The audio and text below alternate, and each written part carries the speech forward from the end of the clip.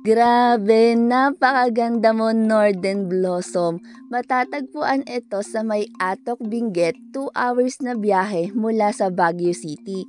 Pero bago namin umpisahan ang pamamasyal, kumain muna kami dito sa may Ivory's Eatery. Merong restaurant sa may Northern Blossom, yun nga lang medyo pricey, kaya naglakad pa kami papunta dito sa may palengke at naghanap ng murang makakainan. At yun nga, gustong gusto kong mamasyal pero wala akong budget, kaya nagbaon ako tapos humingi ako ng tig-isang ulam ng mga kasama ko.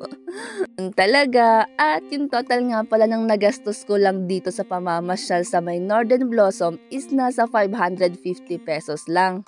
Kasi 200 pesos na van papunta, tapos yung pabalik namin is nagbus na lang kami, 125 pesos, at yung entrance fee nga pala dito is 150 pesos each lang yung siningil sa amin. Kasi actually, yung totoong presyo talaga ng entrance fee dito is 250 pesos.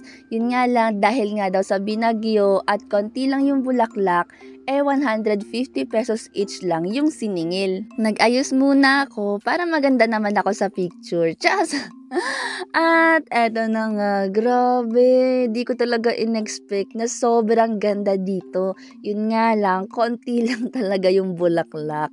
May mga bulaklak pero hindi siya ganun kabunga. Yun talagang sabog na sabog yung bunga. Yung ganon, char. At ayan, may mga toxic, ang sakit sa mata. Hindi, joke lang. Mga friend ko yan, magjowa. Yun nga lang, nakakairita sa mata. joke lang po, joke lang. At eto, nagmo-moment ako, yun nga lang, pinagsisisihan ko yung sinuot ko. Ang tanga ko na sinuot yan, nag-heels ako tapos medyo maputik. Kaya ang ending, bumabaon yung heels ko sa putik. Kaya pag pupunta kayo dito, mas okay na nakasapatos kayo. Wag nang magmaganda. Ayan, nagmaganda kasi ako. Pero grabe, ang ganda dito. Para kang pumunta sa ibang bansa. May tour guide nga palang binigay sa may registration. At yung tour guide nga namin, sabi niya, sobrang ganda daw dito kapag peak season. Talagang ang yayabong ng mga bulaklak. Umulan din kasi nung pumunta kami dito.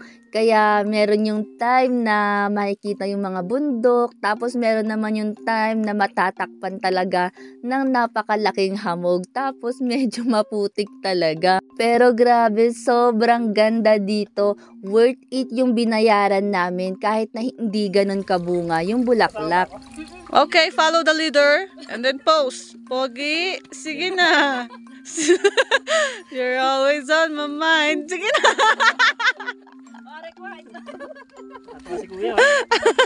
Ang ganda ng bulaklak na to, yun nga lang hindi ko alam yung pangalan niya. At yan na nga, ang kapal-kapal na ng hamog. Tapos ito yung kasama naming isa, nagmo-moment doon kasi nga inaaway ng jowa.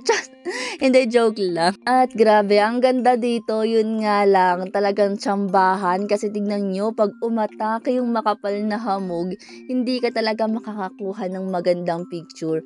Pero para kang nasa heaven on earth, ganon yung peg. At eto yung mga kasama ko, sabi nila dapat ganyan daw magpicture, yung tipong expert na expert daw.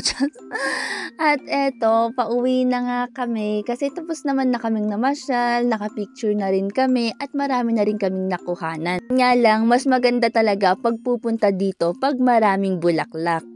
At eto, yung mga picture ko, grabe, ang ganda, para Jeju Island. Tapos eto naman, Heaven on Earth, at yan, napakagandang dilag. Just